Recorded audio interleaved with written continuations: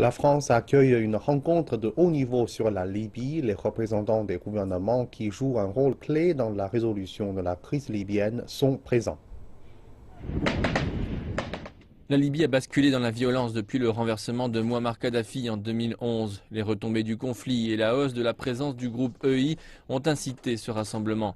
La France dit que cette réunion vise à garantir l'unité diplomatique entre tous ceux qui sont impliqués dans la promotion de la réconciliation nationale en Libye.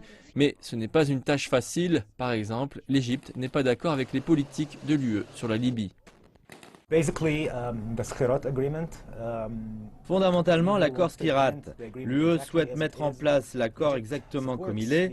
L'Égypte soutient la faction de l'Est et souhaite que l'accord soit modifié pour que l'armée soit sous le contrôle de Khalifa Haftar et pour que le responsable du Conseil présidentiel ne puisse pas renvoyer ou exclure le ministre de la Défense. Un problème majeur en Libye est l'intervention des puissances étrangères, laquelle influence les décideurs dans la nation riche en pétrole. Le contrôle des terminaux pétroliers a davantage divisé les ennemis politiques, mais pour certains experts, il y a encore de l'espoir.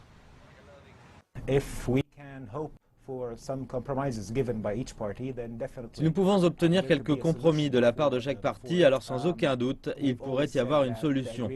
Nous avons toujours dit que l'accord avait besoin de beaucoup de pression pour être mis en place, et la communauté internationale a fait pression autant qu'elle a pu. C'est la meilleure manière.